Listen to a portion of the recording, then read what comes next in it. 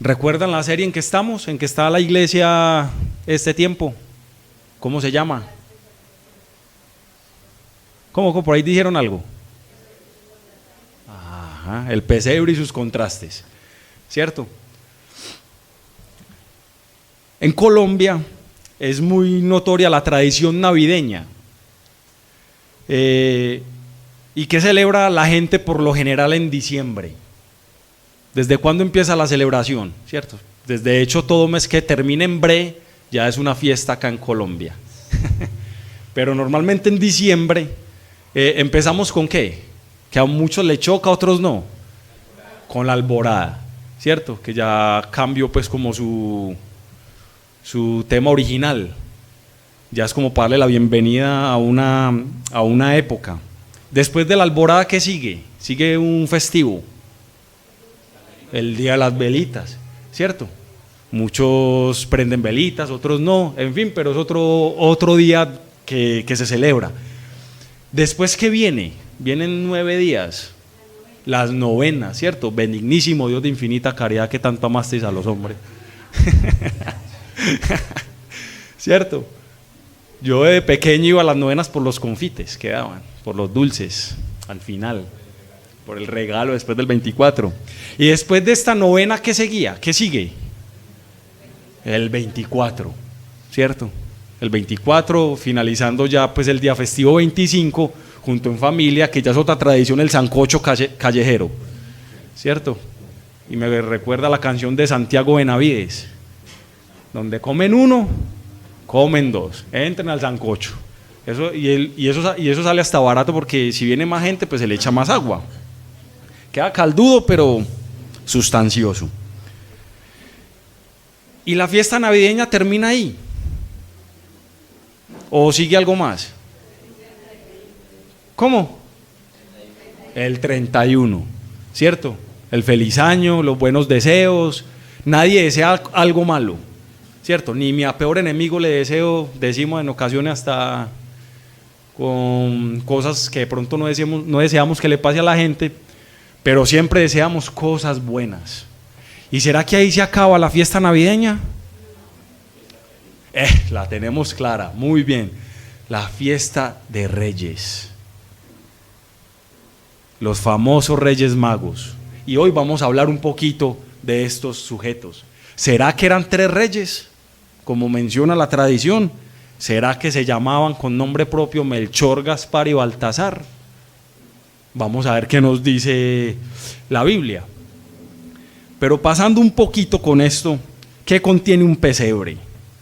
Un pesebre contiene un pequeño establo, contiene animalitos, empezando por los burritos que están ahí, que son los más famosos. Contiene el niño, que es el protagonista de la historia, obviamente sus padres José y María. Tiene los pastores y por tradición colocan 3 reyes magos, que de hecho le doy un dato curioso y ahorita damos la respuesta. Están mal colocados. Si usted es de los que de pronto ilustra el nacimiento de Jesús con el pesebre, está muy bien, pero si coloca a los 3 reyes magos ahí en el pesebre, es bueno que los mueva para el próximo año, para este año, y ya les explicamos por qué. Acompáñenme en sus Biblias, o si tiene su dispositivo móvil la puede prender en Mateo capítulo 2 verso 1 al 12. Mateo capítulo 2 verso 1 al 12.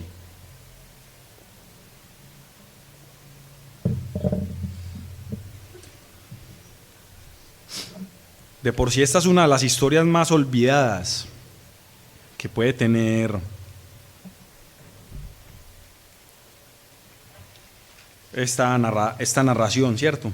Siempre recordamos el nacimiento de Jesús, obvio, pues lo tenemos que recordar, la forma en que nuestro Salvador vino a la tierra. Recordamos, inclusive tenemos el dilema, la cuestión de las velitas, si María o no María, o qué hacemos, prendemos o no prendemos. Deseamos las buenas promesas de la Biblia al 31, pero ¿qué de estos magos? ¿Qué significa? Vamos a mirar aquí en Mateo ¿Lo tienen ya? Dice así: después que Jesús nació en Belén de Judea, en tiempos del rey Herodes, llegaron a Jerusalén unos sabios procedentes de Oriente. ¿Dónde está el que ha nacido rey de los judíos?, preguntaron. Vimos levantarse su estrella y hemos venido a adorarlo. Cuando lo oyó el rey Herodes, se turbó y toda Jerusalén con él. Así que convocó de entre el pueblo a todos los jefes de los sacerdotes y maestros de la ley, y les preguntó dónde había de nacer el Cristo. En Belén de Judea, le respondieron, porque esto es lo que ha escrito el profeta. Pero tú, Belén, en la tierra de Judá, de ninguna manera eres la menor entre los principales de Judá, porque de ti saldrá un príncipe, que será el pastor de mi pueblo Israel. Y luego Herodes llamó en secreto a los sabios y se enteró por ellos del tiempo exacto en que había aparecido la estrella. Los envió a Belén y les dijo: vayan e infórmense bien de ese niño.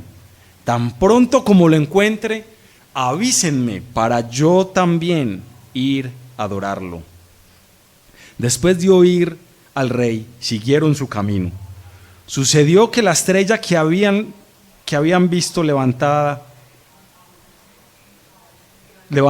iba delante de ellos hasta que se detuvo sobre el lugar donde estaba el niño. Al ver la estrella, se llenaron de alegría. Cuando llegaron a la casa, vieron al niño con María, su madre, y postrándose lo adoraron. Abrieron sus cofres y le presentaron como regalos oro, incienso y mirra. Entonces, advertidos en sueños, se devolvieron de que no volvieran a Herodes, regresaron a su tierra por otro camino. ¿Quiénes eran estos magos? ¿De dónde vinieron? ¿Por qué se alteró tanto el rey Herodes cuando estos hombres hicieron esta pregunta? Y no solo Herodes, ¿por qué se turbó también el pueblo? ¿Será que estaban aliados con Herodes? Eran en realidad tres reyes, tres magos. Y la pregunta más importante que podemos resolver en este texto es: ¿qué significa esta visita? Mateo nos cuenta una historia muy diferente a la que estamos acostumbrados. Estamos más acostumbrados a la historia del libro de Lucas. En Lucas vemos pastores. En Mateo vemos magos de Oriente. En Lucas vemos un establo. Mateo nos lleva al palacio de Herodes. En lugar de un pesebre, Mateo nos muestra una casa. Y también nos muestra regalos dignos de un rey. Y en lugar de ángeles, como vemos en Lucas, Mateo nos cuenta de sueños. Y vamos a ver tres personajes: los magos en primera instancia. Como segundo punto vamos a conocer un poquito sobre Herodes y finalizaremos con Jesús. ¿Por qué era digno de recibir estos regalos? ¿Por qué incomodó el nacimiento de este niño a Herodes? ¿Cierto? Los magos, procedente de Oriente, por ende no eran judíos, eran paganos, ¿cierto? Así los trataban muchas veces. De profesión, astrólogos, que al ver la estrella, dice el texto, que vimos su estrella levantarse, se dieron cuenta de algo sumamente importante y querían ir a rendir adoración. Y sabían que se trataba de alguien por la pregunta que le hacen a Herodes. Varios siglos antes, el término de magos sabios, sobre todo pues el de magos, se usó para una casta sacerdotal que disfrutaba de un poder que le otorgaba su profesión para interpretar los sueños. Y esto lo vemos claramente en el libro de Daniel. ¿Recuerdan cuando el rey de Babilonia soñaba estas cosas extrañas y llamaba para que le interpretaran los sueños? ¿A quién llamaba? A estos sabios, a estos magos, de hecho, hechiceros también. Pero algunos de estos magos, hechiceros, aunque interpretaban sueños, muchos de ellos también hacían preguntas muy honestas, muy genuinas. Preguntas como, bueno, ¿y todo esto de dónde proviene? ¿Todo esto de dónde viene? Aparentemente estos hombres llegaron a Belén por cálculos astrológicos y tradicionalmente se saben que son 3 por los presentes que traen, tradicionalmente, pero por el viaje tan exageradamente largo que hicieron era imposible que fueran solamente 3, porque era un viaje hasta peligroso podía ser, y solo 3 era algo más bien como debilidad, ¿cierto? Mientras que si iban con muchas más personas, había más seguridad, había más apoyo, más ayuda. Entonces por esta razón se creen que son mucho más de 3. Mateo trata a los sabios, los trata de sabios, y los hemos conocido también como magos, pero se le conoce también como reyes, por lo que en el libro de los Salmos, capítulo 72, menciona. Es un salmo mesiánico que muestra el reinado del Mesías, y el salmo menciona que los reyes de ciertas ciudades les traerá presentes. Por esta razón también se les puede conocer como reyes. Llegaron preguntando por un rey, por el rey de los judíos.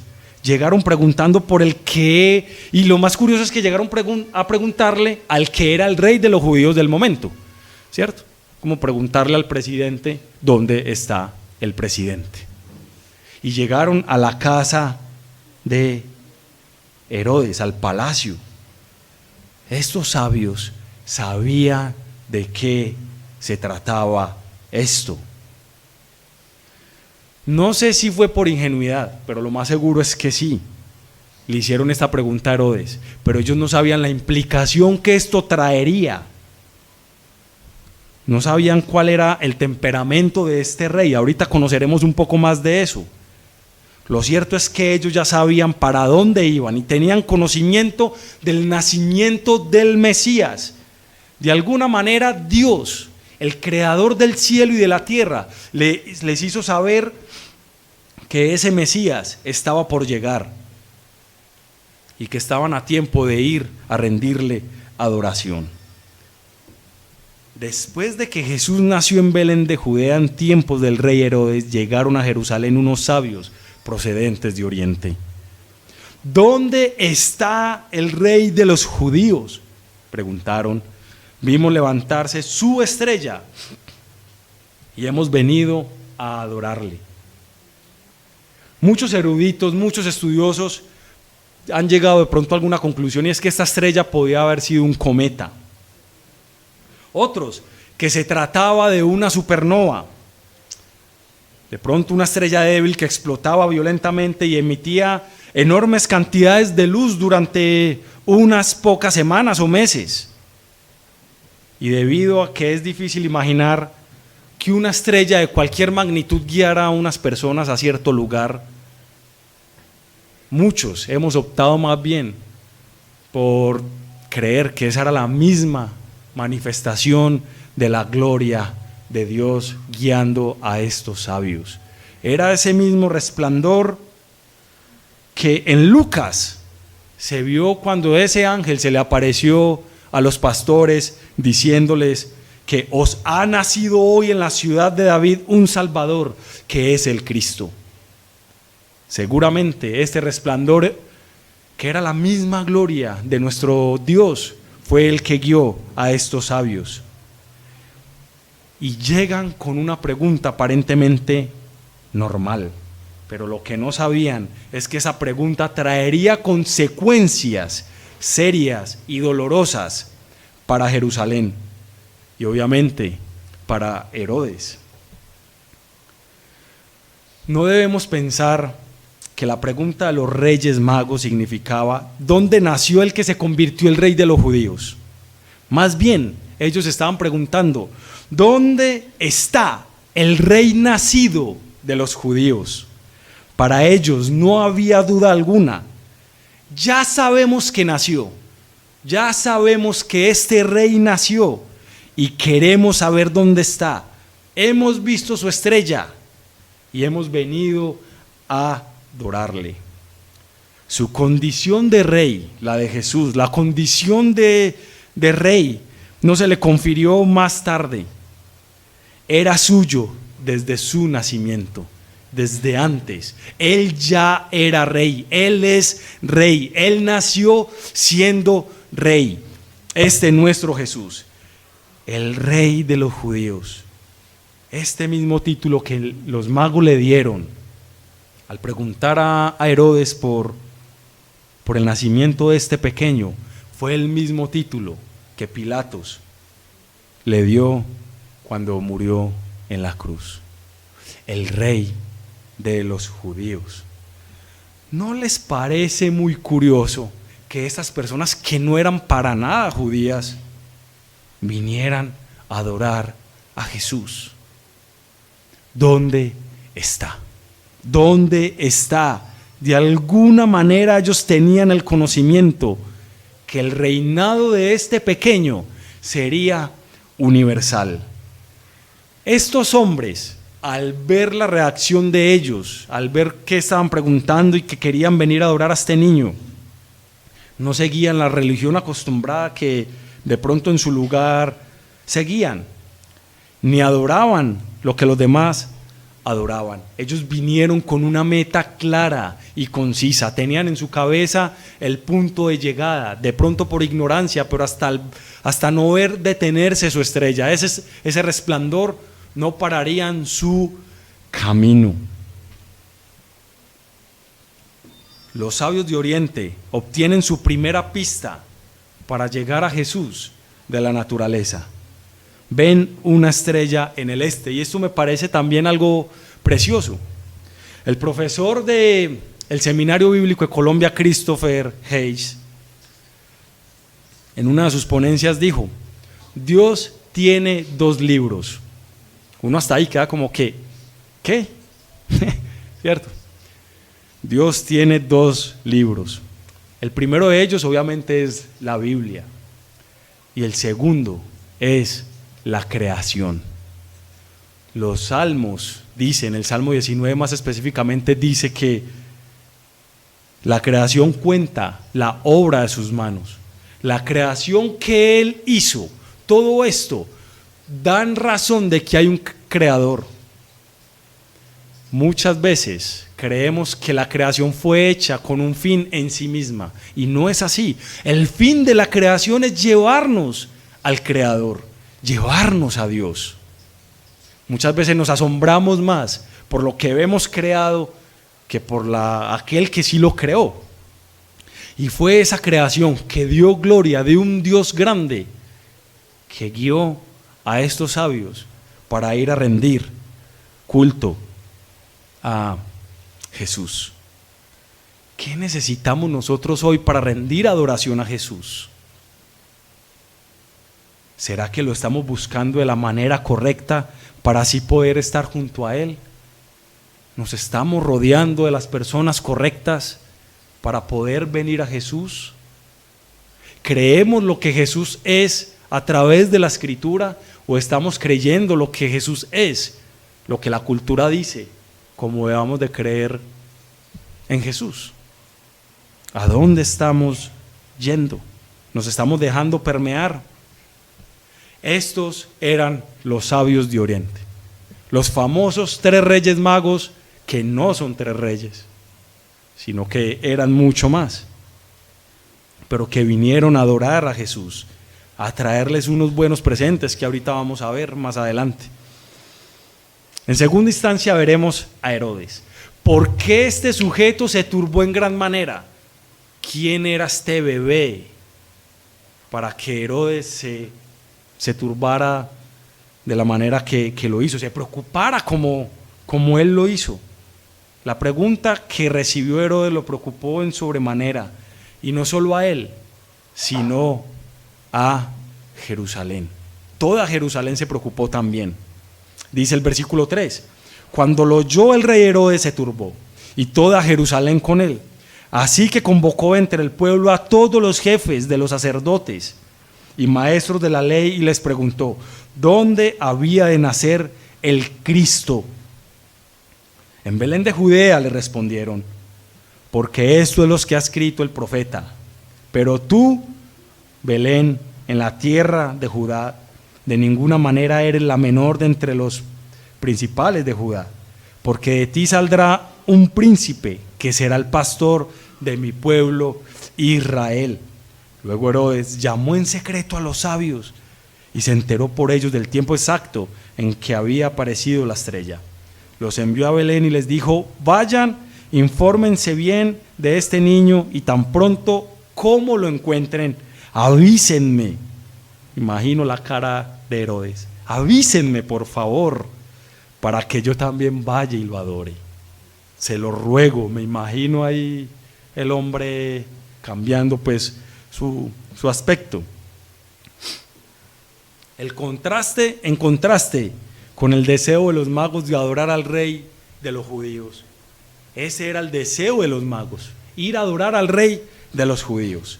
Pero en contraste de esto, Herodes estaba profundamente preocupado. Y en esto toda Jerusalén se une a su preocupación. Y no porque la mayoría de gente hubiera lamentado ver a Herodes fuera de su trono, o porque fueran reacios a ver la venida del rey Mesías, sino porque sabían que esta pregunta iba a traer consecuencias serias, dadas por la paranoia que había llevado a Herodes a proteger su reino. Tanto así, era tanta la locura de Herodes, que fue capaz de matar a su propia esposa y a sus hijos, pensando que ellos eran amenaza para su reinado. Herodes, como acabamos de mencionar, asustado por un simple bebé aparentemente simple, pero él temía de ser destituido por alguien.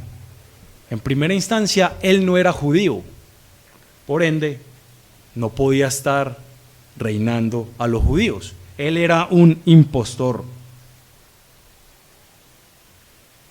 Él tenía miedo y él sabía que era por su ilegitimidad en el cargo. Él era idumeo de la región de Edom y por lo tanto no debía ocupar el trono de Israel como rey. Pero esto fue gracias a su padre, que tenía un cargo importante, y al ver la situación negativa que pasaba Israel en aquel entonces, aprovechó para poner a su hijo en un alto rango, y esto hizo que llegara a ser el rey de los judíos, sin ser judío. Toda Jerusalén, absolutamente toda, dice la Biblia, que se preocupó junto con Herodes. Me imagino, me atrevo a pensar a Herodes en su ignorancia, tan lindo el pueblo como se preocupa por mí. Pero no era por eso. Ellos sabían que podía pasar algo enormemente malo para el pueblo. Y todos sabemos qué fue lo que pasó después. El texto nos dice después del verso 13 qué fue lo que pasó, ¿cierto? De ahí viene la famosa celebración del 28, que de pronto no mencionamos ahorita, del Día de los Inocentes, por una masacre. Este rey preocupado, este Herodes preocupado por su ilegitimidad y temeroso de que su reino estaba en peligro, convocó entre el pueblo a todos los jefes de los sacerdotes y maestros de la ley. Díganme, por favor, dónde había de nacer el Cristo.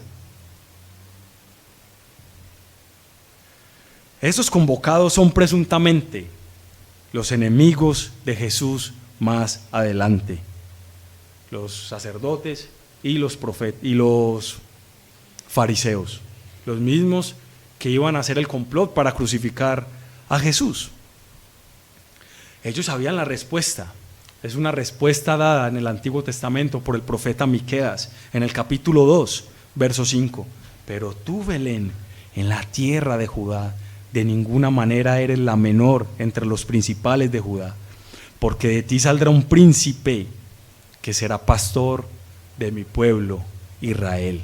Ya estaba profetizado muchos años atrás. Es muy curioso que estos sabios, que no eran judíos, no tenían conocimiento alguno de la ley del Señor, sabían del nacimiento del Mesías. Ellos sabían, pero no tenían ningún conocimiento.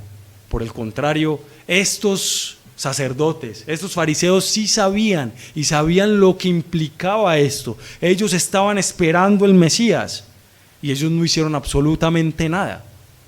Simplemente le dieron la respuesta a Herodes, pero no pasó más de ahí. Ni se preguntaron, el texto no nos da referencia, más bien ellos se preocuparon por las reacciones del rey. Y el mismo pueblo de Jerusalén también. Ellos, en vez de alegrarse, porque ellos también sabían que había un Mesías prometido, y si ya lo estaban buscando era por algo, pero en vez de alegrarse por eso, se preocuparon en gran manera por las consecuencias que Herodes podía traer. ¿Dónde estaba la mirada de Jerusalén? ¿Dónde estaba la mirada de Herodes? ¿Qué situaciones en nuestra vida hace que veamos a Jesús, así como Herodes, como nuestro enemigo? Herodes, lleno de malicia y de hipocresía, le dijo a los sabios: hey, vayan, que yo también quiero ir a adorarlo. ¿En qué momento nos hemos visto en esta misma situación? Con temor de pronto a perder un puesto de trabajo, por no decir la verdad, y preferimos nuestra propia seguridad que la seguridad que el Señor nos da. ¿Qué es lo que hace que muchas veces de nuestra vida resistamos el reinado de este precioso Jesús en nuestra vida? ¿Qué hace, mis queridos hermanos, que muchas veces prefiramos nuestra propia seguridad, que confiemos más en nuestra propia prudencia que en el verdadero Rey? Aceptar el reinado de Jesús en nuestra vida es renunciar a mi propio reinado. Es bajarme del trono. Y esto sí que duele. Esto duele mucho. Renunciar a lo que tengo que renunciar, a lo que más amo, para poder ganar a Jesús. Luego Herodes llamó en secreto a los sabios y se enteró por ellos del tiempo exacto en que había aparecido la estrella. Los envió a Belén y les dijo: vayan, infórmense bien de este niño, y tan pronto como lo encuentren, avísenme, para que también vaya y lo adore. Los reyes se fueron también con este propósito. Bueno, pues vamos a ver qué pasa, vamos a encontrar. Esa es nuestra meta. Cuando lo encontremos, pues le podemos decir, ¿cierto? Con esta información sería mucho más fácil para Herodes encontrar a este pequeño. Pero obviamente no para ir a adorarlo. Su paranoia, su temor, su miedo lo haría cometer una barbaridad, un acto reprochable, un acto sin precedentes. Dice el versículo 9, y aquí entramos a nuestro tercer personaje. En primera instancia vimos a los reyes, a los magos, de dónde venían, ¿cierto? ¿Por qué vinieron ellos? ¿Qué les movió a venir a adorar a Jesús? En segunda instancia vimos a Herodes. ¿Quién era y por qué tenía tanto temor? Y veremos a Jesús. Verso 9. Después de oír al rey, siguieron su camino. Y sucedió que la estrella que habían visto levantarse iba delante de ellos, que se se detuvo sobre el lugar donde estaba el niño. Al ver la estrella, se llenaron de alegría. Cuando llegaron a la casa, vieron al niño con María, su madre, y postrándose lo adoraron. Abrieron sus cofres y le presentaron como regalos oro, incienso, casi se me cae una calza, y mirra. Entonces, advertidos en sueños de que no volvieran a Herodes, regresaron a su tierra por otro camino. Si ven por qué los reyes magos están mal puestos en el pesebre, porque ellos llegaron a una casa. Los pastores en Lucas sí llegaron al establo, sí llegaron al pesebre, pero haciendo el comparativo de Lucas con Mateo, esto nos da a entender que los reyes llegaron posiblemente 2 años después del nacimiento de Jesús. Imagínense 2 años viviendo en un pesebre, ¿cierto? José era un papá muy responsable. Los magos llegan por la señal dada por Dios para llegar donde estaba el niño y se llenaron de alegría porque la estrella se había detenido, pero no se llenaron de alegría, pues posiblemente la estrella se detuvo, qué bien, es que no, qué alegría, no, se llenaron de alegría porque ya estaban a punto de llegar al lugar donde se habían propuesto. Querían ir a adorar a este pequeño. Los magos felices porque llegaron a adorar, pero Herodes con miedo por perder su reinado, y los judíos en Jerusalén con miedo por las represalias que Herodes podía tomar. ¿Acaso los judíos, esas personas de Jerusalén, no estaban esperando un Mesías? Como hablábamos ahorita, su miedo a las circunstancias los llevó a confiar más bien en la tranquilidad de Herodes que en la paz que podía traer este pequeño. Isaías lo trata como príncipe de paz.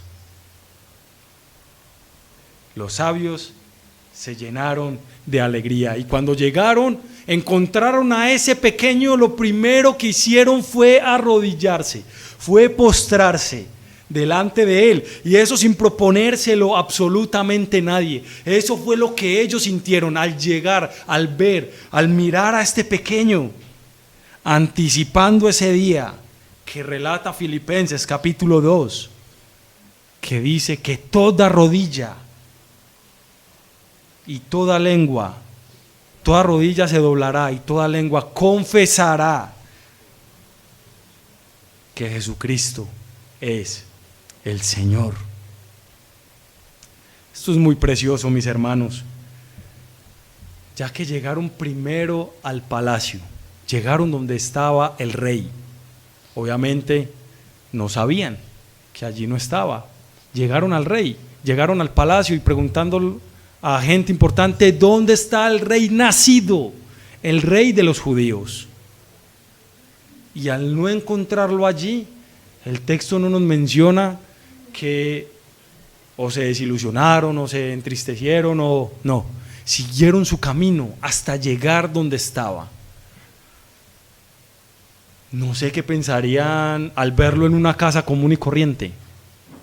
Pues como que, bueno, no está aquí en el palacio. Bueno, pues no sé qué pensarían ellos. Ellos siguieron su camino, pero su reacción sí muestra que no les importó que no estuviera en el palacio del rey. Estaba en una casa, se llenaron de alegría y le dieron oro, incienso y mirra. Podemos sacar muchos significados de estos 3 presentes, pero lo más seguro de esto es que sí eran presentes muy costosos, dignos para un rey. Pero como preguntábamos ahorita iniciando, ¿qué significaba la visita de estos magos, de estas personas? Recordemos que no eran judíos, personas paganas, personas que no tenían absolutamente nada que ver aparentemente con la promesa Pero eso nos muestra absolutamente lo contrario.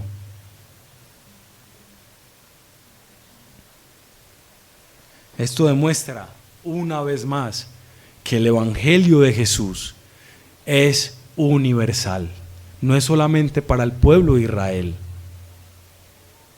La adoración que ellos rindieron fue recibida, fue aceptada.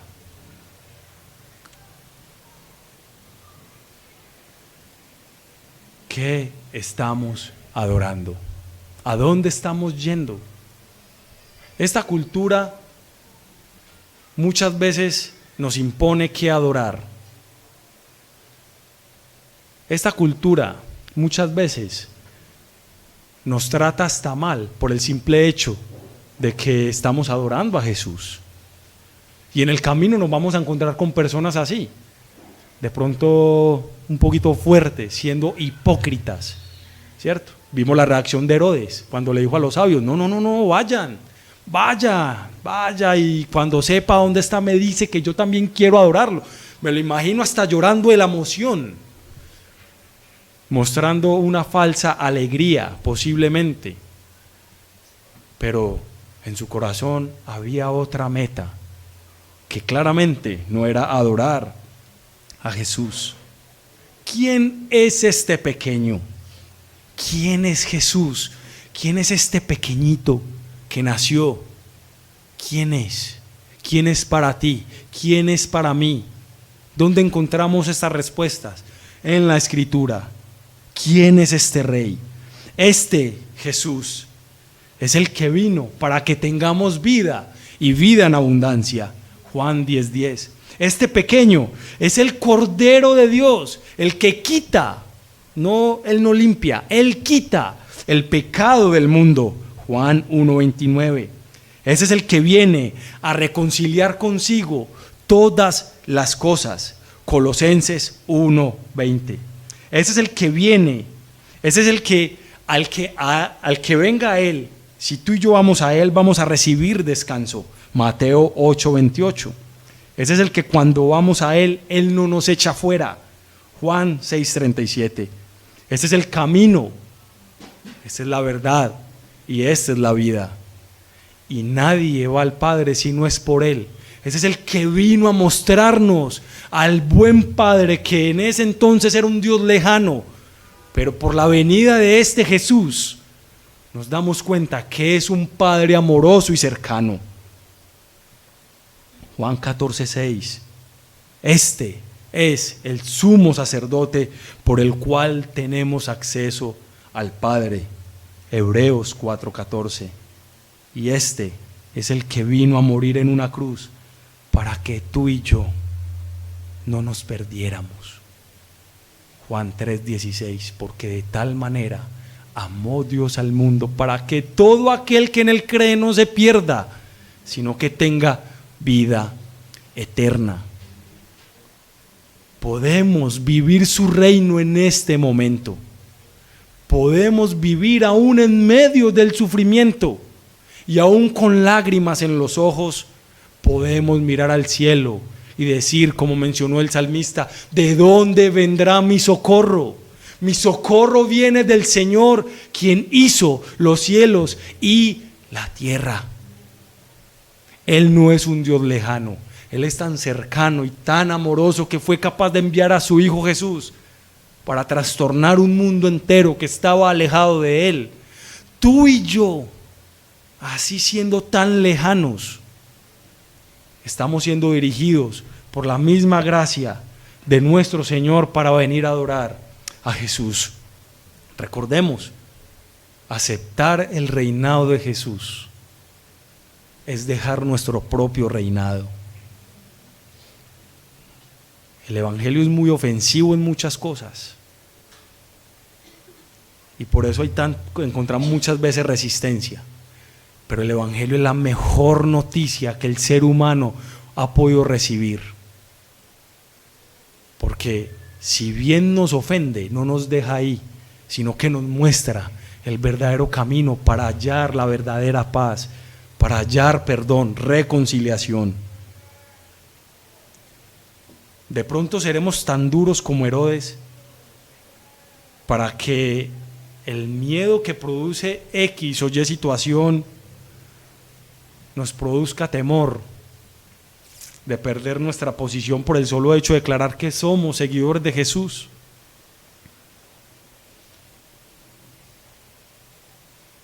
Los pecadores, todos somos pecadores, pero los que no quieren rendir su vida a Jesús, al igual que Herodes, los que quieren seguir reinando bajo su propia prudencia, ese deseo los mantiene alejados del Padre, de Jesús, de aquel que es la fuente de todo bien. ¿Cuál será nuestro caso? ¿Será como el de los sabios? ¿Confiar en el reinado de Jesús? ¿Ir donde Jesús? ¿O seremos como los escribas y sacerdotes que escucharon hablar del Cristo prometido y no hicieron absolutamente nada? Ni siquiera lo intentaron. No mostraron ningún interés en verificar la historia que estaban declarando a Herodes por el profeta Miqueas. Seremos indiferentes al hecho de que el Hijo de Dios vino a la tierra y se humilló de tal forma que muriera en la cruz. Este es Jesús. Él vino a darnos vida y vida en abundancia.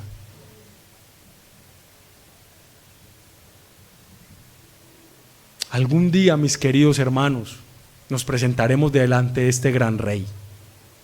Si tú de pronto vienes por primera vez a este lugar y estás escuchando por primera vez un mensaje de estos, algún día todos, absolutamente todos, pasaremos por el juicio de Dios. Pero abogado tenemos con él delante del Padre a Jesucristo, al único que Él nos entiende, pues el paso de nuestro proceso. Él se encarnó, pero sin pecado. Por eso Él es el sumo sacerdote. Por eso tenemos, solo por Jesús tenemos entrada ante el trono celestial.